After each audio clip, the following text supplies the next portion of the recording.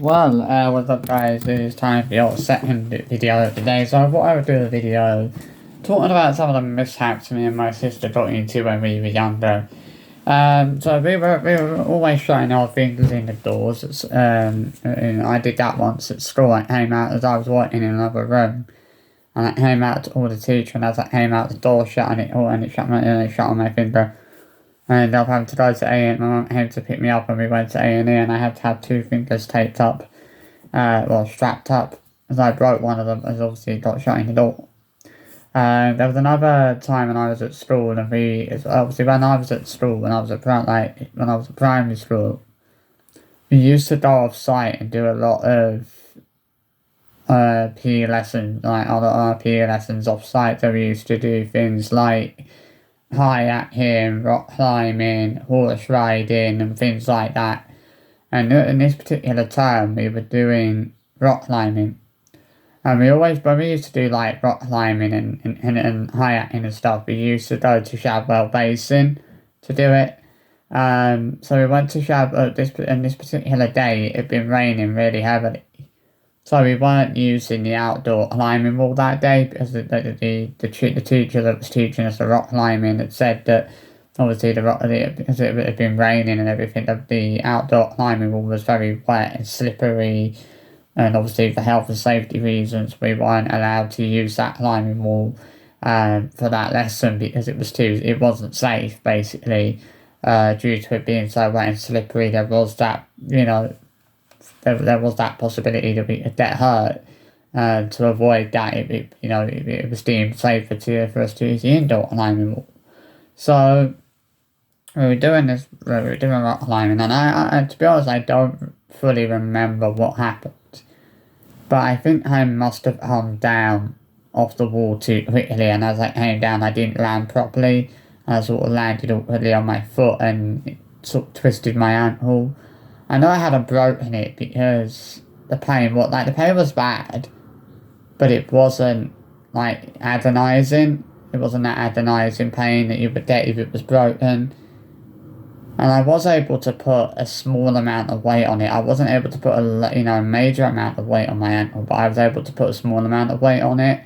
I went back to my mainstream school in the afternoon, and the teacher, like my one-to-one TA, noticed that something was wrong. Obviously we had a meeting after school anyway, and then obviously we went home, and then my mum took me to A&E, and I ended up having to walk with a walking frame for 2 weeks because I twisted my ankle really badly, which was so I tried me with the crutches and I just walked with them, so I had to use a walking frame for 2 weeks like an old person. Then there was another mishap. So my sister had been bugging my mum and dad for a trampoline. Now my dad has a back garden, so we were able to put a trampoline out in his back garden. So it was a Saturday, I remember, and I think we'd been out somewhere that day. We'd gone back to my nan's, and me and my sister had gone out into the garden to play on the trampoline. So we were bouncing about. I got a bit tired, so I'd gone into the house to sit down. And I was sat on the sofa. After about 5 minutes later, my sister came in and she was crying. And me and my nan said to her, like, what's wrong? And when she lifted her foot up, she had what was like, it was like a knitting needle or a sewing needle kind of stuck in her foot. And I was like, how the hell had she managed to do that? How the hell did she manage to get a knitting needle stuck in her foot? So I called my dad in, and we were there trying to get this knitting needle out, and we couldn't do it. So we ended up having to go to A&E. So basically what happened was, one of the idiots that was living in the flat above my dad at the time had decided to throw a knitting needle over the balcony, and it hung down, and it had landed on the trampoline. Obviously, as my sister was bouncing about, the knitting needle had bounced up and it had gone into her foot. Now obviously, thankfully, it wasn't me. That could have very easily been me had I not, that could have gone into my foot. But thankfully, my sister took the bullet that time, and the knitting needle went into her foot instead. I did feel bad for her. If you could see that she was in a lot of pain, obviously, because it was quite I mean, it looked bad. So I mean, obviously, thankfully, they managed to get it out of the hospital and everything. Very ironically, my great nan was in hospital at the same time. So I stayed with my nan and my great nan while my dad and my mum were seeing to my sister in A&E, seeing to her getting this knitting and getting this knitting needle out of her foot. I mean, it was just mad. Like, she came in and she just lifted her foot up and there was this knitting needle stuck in her foot, and I was like, how the fuck has she managed to do that? How has she managed to get a knitting needle stuck in her foot? Like, somehow, I don't know how she managed to do it, but, there you go. Then there was a time where I smashed my face in, like badly. So, obviously when I was about 7 or 8 years old, this was, my mum used to do fit classes on a Wednesday, and I used to go with her. And I used to, obviously I just used to sit and watch, and that while she was doing fit classes. Now this particular evening we went, and I was watching her. My mum went outside the room to speak to somebody on the phone. So I followed her outside, and I was playing about outside. There was like this metal railing outside the room. And me being me, I was only, as I said, I was only 7 or 8 years old at the time. I climbed up this metal railing, and I sort of lost my balance, and I went over the top of this metal railing and I came down. But on the other side, there was like this step on the other side, and as I came down, I hit my face full on the edge of the metal step. So obviously, after that, I was a bit shaken up. Obviously, I'd suffered a concussion. Not that I knew that at the time, but I managed to crawl back into the room, and I remember I crawled back into the room, and I said to my mum, "I'm okay." Obviously, my face was covered in blood, because I just walloped my face on the edge of this metal step. Obviously, my mum had no idea what had happened because she wasn't even aware that I was outside the room. If she'd gone outside to speak to somebody on a mobile phone, she wasn't, she didn't even know I was out there. And obviously, I followed her out there and I was playing around out there. And she had, absolutely, she was really, really panicking. She had no idea what had happened. I was feeling really, really dizzy, like the room was just spinning.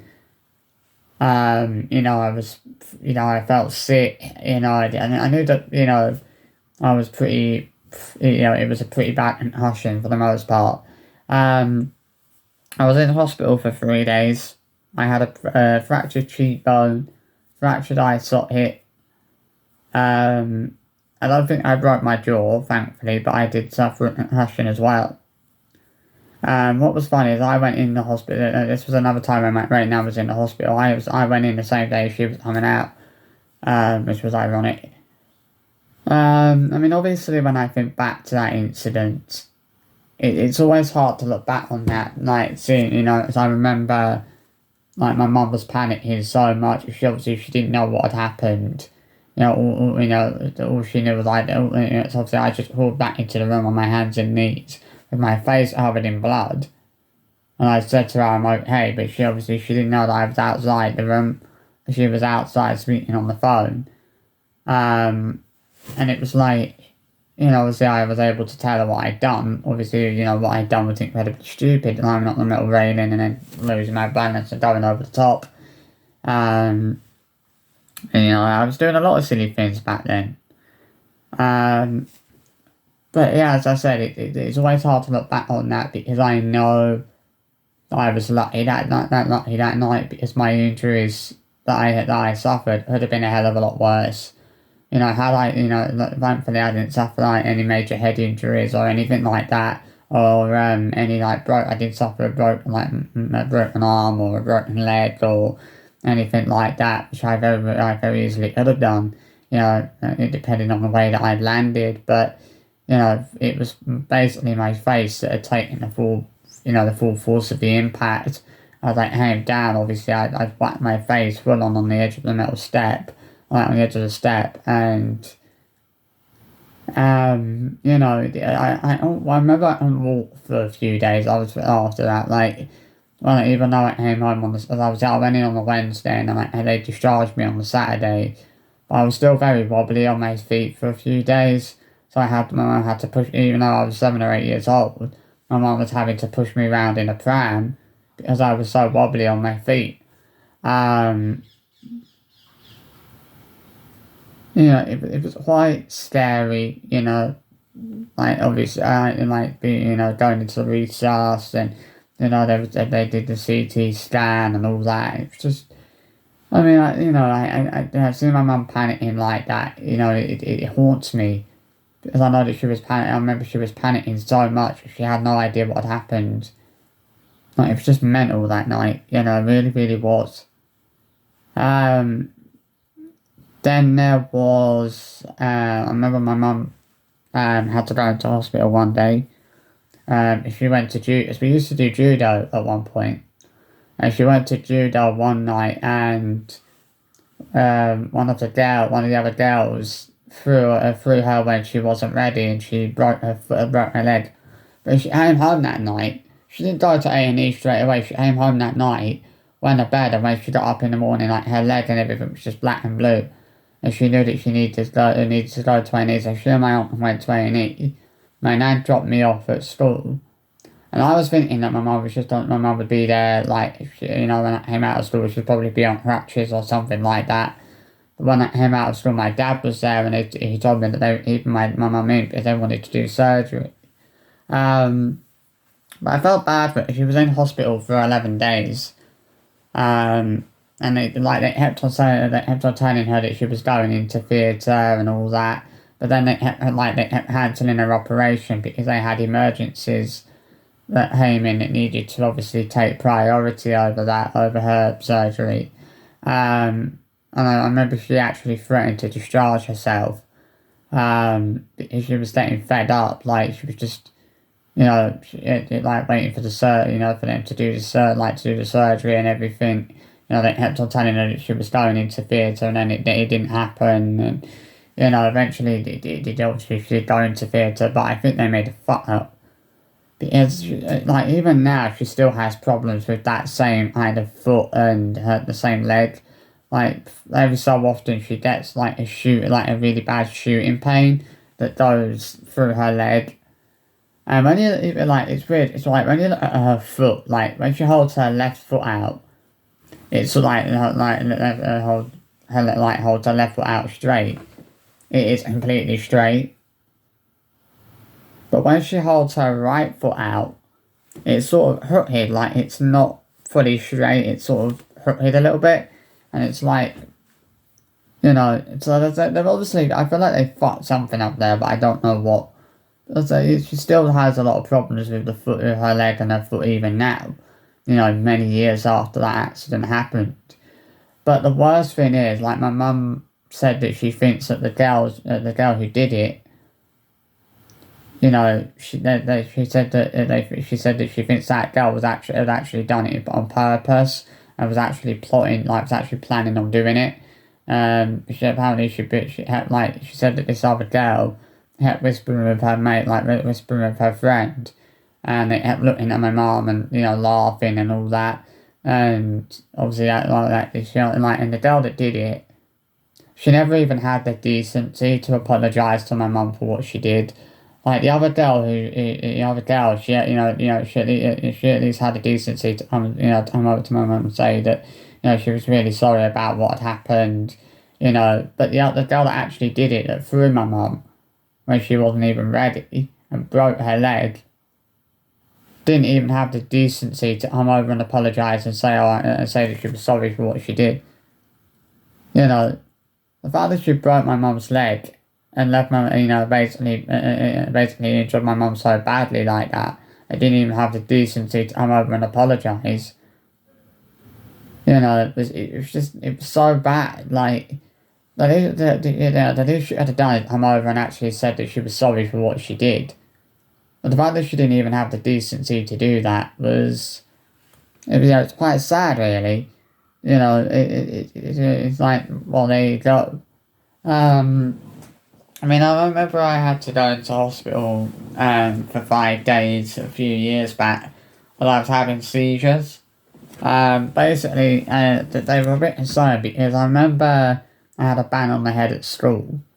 What happened was that there was an incident. When I was at school, they used to allow the kids to go to the shop and everything at break time and lunchtime. And I think it might have been a lunch break. There was an altercation between two boys at the shop, and the staff had obviously, one of the teachers that was actually on duty down at the shop had radioed through, and a load of staff went running out to break up this fight. And they brought one boy in, and then they brought another boy in. He was still hitting off. They asked me to hold the other door, to hold the door open so they could get him in. And as he was coming through the door, he hit the door and it came back and it hit me in the head.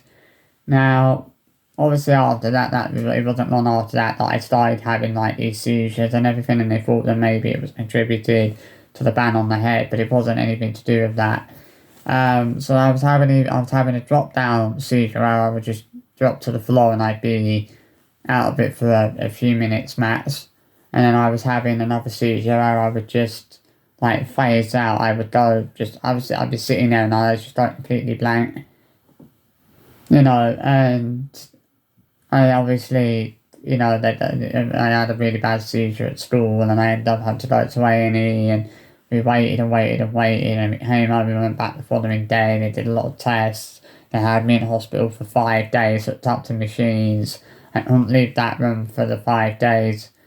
And they eventually they came to the conclusion that they did CT scans, and eventually they came to the conclusion that it was more of a psychological thing rather than a medical issue, which we were glad about in a way, because we were glad that it wasn't anything medical, but it was more like an emotional thing, my way of dealing with this emotional trauma that I'd been through. But I remember it was hard, like, dealing with the seizures and everything, because it felt like, I don't have them really now. I've not had a seizure now for a very long time. But when I was having the seizures, it felt like they were stopping me from doing a lot of the things I used to be able to do. I remember me and my mum went swimming one day and I kind of had a seizure in the pool. Thankfully my mum was there, and she kind of helped me through it. And then obviously, I remember I was at the football one day and I just had a seizure there as well. It was hard. It was like, it was like it felt like they were stopping me from doing a lot of the things I used to like doing. It felt like there was a lot of things I couldn't do because I kept having these seizures, and it was ridiculous. But as I said, thankfully I don't have these seizures so much now. But, I've not had a seizure for a long time. I remember my parents were really like worried about these seizures, like they didn't know what was causing them, and there didn't seem to be any answers. But as I said, thankfully it wasn't anything medical, which was a relief. But yeah, we've been in a lot of mishaps.